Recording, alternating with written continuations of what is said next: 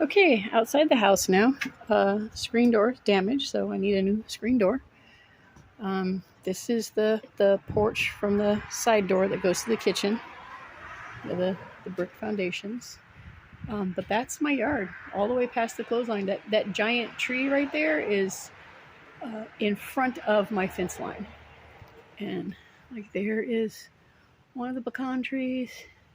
There is this beautiful, I don't know, juniper fir. I don't know what it is, but I love the bark. And I'm thinking juniper because it's got those little tiny berries on it.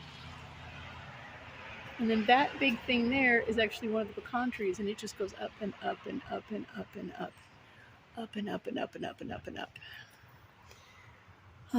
So that big shed thing you see is not mine. It's the next property over.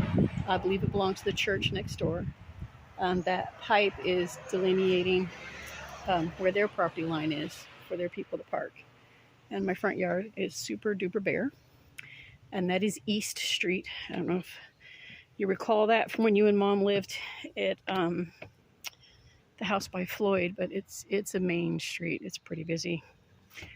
I do have some lovely, I don't remember what these are.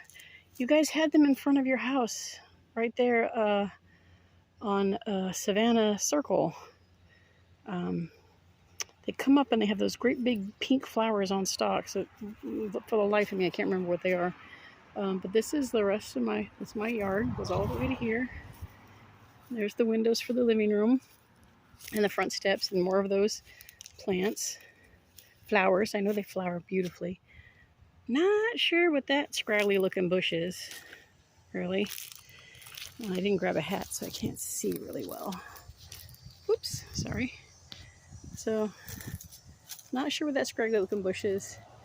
And this, I kind of like how this canopy opens, but it is way too close to the house. So, I'm thinking take down these 3 trunks here, and there, and just leave this one main trunk here. What I'm thinking, so it's not touching the house. Although I may just cut the limbs off that are touching the house. I don't know yet. It's still a thought. This lot is not mine. I thought it was the way it was expressed to me, but it's not. You see where that fence is down there? The fence like right there. That's the edge of my property line.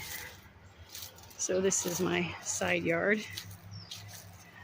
But Connie is going to find out, she's going to try and find out who owns this lot and see if they are willing to sell.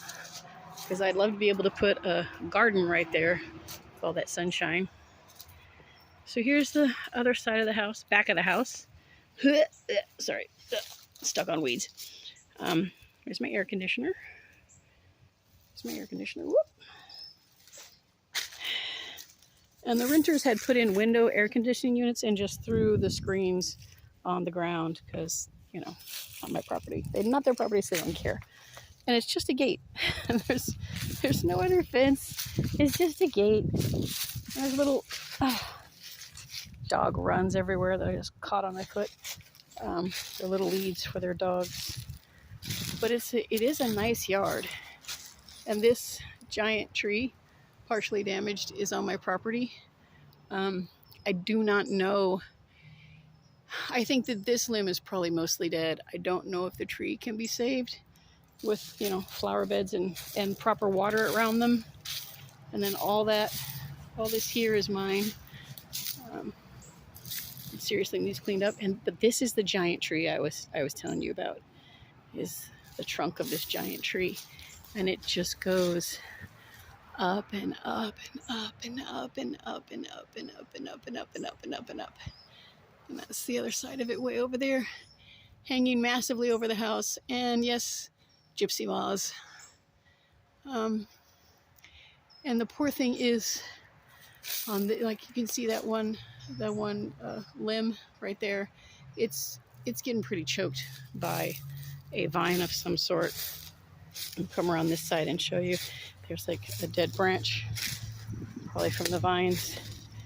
But this is the sort of vines you see when you Look at those pictures of what's Kuala Lumpur. I know I'm saying that wrong. It's a temple in India, I think, Indonesia maybe. It's been completely consumed by the jungle, and that's what the buildings look like, all these kind of vines. So I need to contact an arborist, or maybe just the local Master Gardeners Association, because I definitely want the vines off the tree, but I don't know if it is safe for the tree shock-wise to take them all off at once. And the plan, of course, is to cut them down low and leave like a 6 to 8 inch gap and let all the top of the vine die if it's a vine feeding from the ground. I know some vines stick their roots into the tree and literally feed on the tree. So you can see those roots right there. So I don't know if those are stabilizing roots or if those are feeder roots. So I really need an arborist to come help me save this tree.